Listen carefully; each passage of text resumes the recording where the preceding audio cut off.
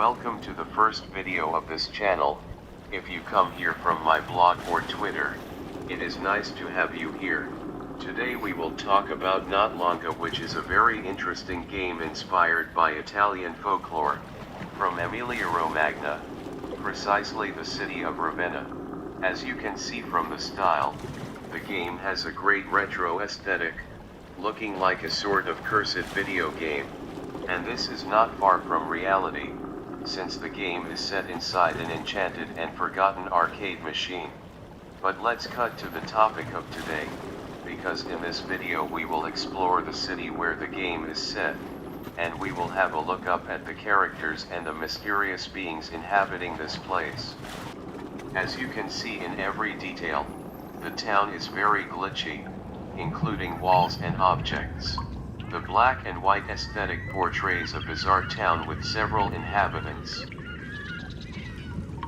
This one is just an alien, nothing so special about it, so let's just skip through it. While you walk, you can see strange animals like this one walking around, seagulls appearing and disappearing in a very glitchy way, and also dogs appearing from nowhere, and by interacting with them, you can get this piece of philosophy. The word itself is speaking, with old and forgotten buildings covered in nature, a reference to the true secret of this alternative reality.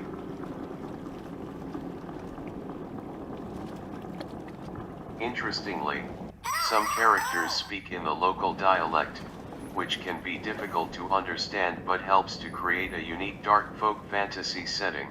One of the most interesting characters of the city is this long white snake lying on the docks. The creature has deep dialogues about the city and its exact meaning, speaking about rituals and summonings. Interestingly, the creature has also a folkloric background.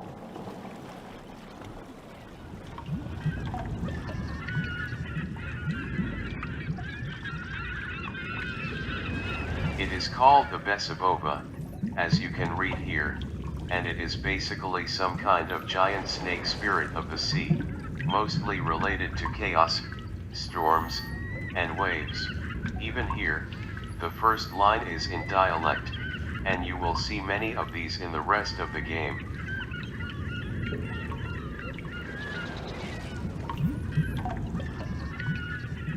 While walking around the docks, you can see old pieces of machinery lying around. The local pub offers to buy different wines, and the facade is also one of the most glitched places around the city. It is difficult to believe, but this drunk creepy being here, which speaks as well in dialect, it's the personification of death.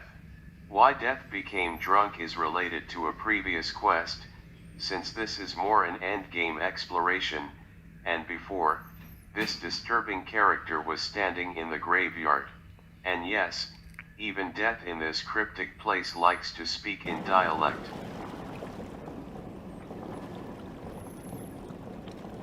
Close to the pub, you can see three old ladies.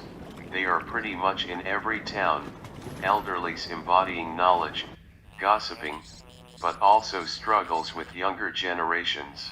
In fact, the quests related to these old women are all often associated with children. The old women portraits look especially creepy, and the peculiar gibberish-like dialogues are even more escalating this uneasy feeling.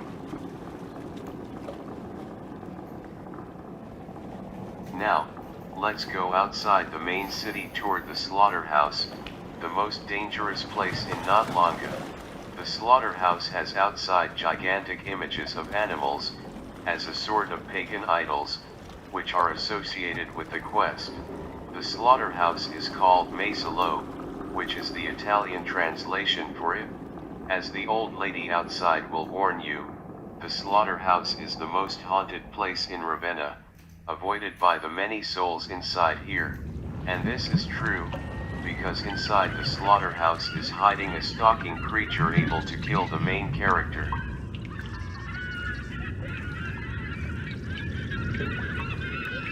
Going now toward the area with the kids, you can see passing by a huge wooden figure standing on a side. This is associated with the pagan carnival, for which you can even find a ticket, but probably this is a feature that can be explored more in a potential sequel. The kids are standing in the dark, and need the fireflies to see again. The kids are in general quite creepy, both for portraits and gibberish, as well as the old women before. A kid is looking for his dolls around a town, which are very interestingly designed. The fire standing in the middle is a sort of guide for the main characters, a path to follow in this never-ending night, a crucial character especially during the endgame.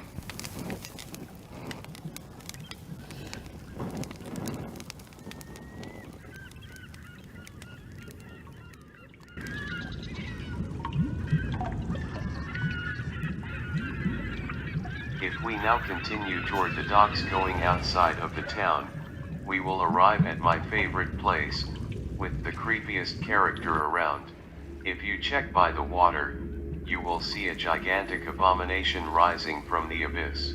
The creature is just standing there, without talking or interacting with the player, just a mere disturbing background, and even if this was interesting enough, the creature has another peculiar feature, which is also associated with an achievement.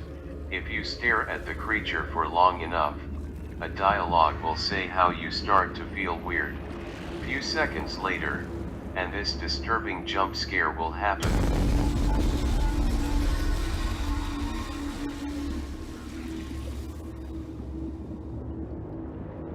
And if you don't know what happened, the old man close to the creature will now say how you got cursed by the creature.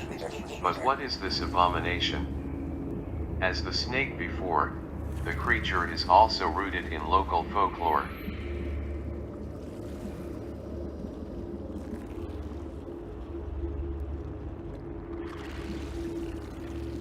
The Borda is a witch and a boogeyman, linked with swamps, water, and even possibly related with ancient strangling rituals. After this amazing creature, we almost reached the end of the tour. Before, we can see an old tree with a peculiar human face, also linked with the quest.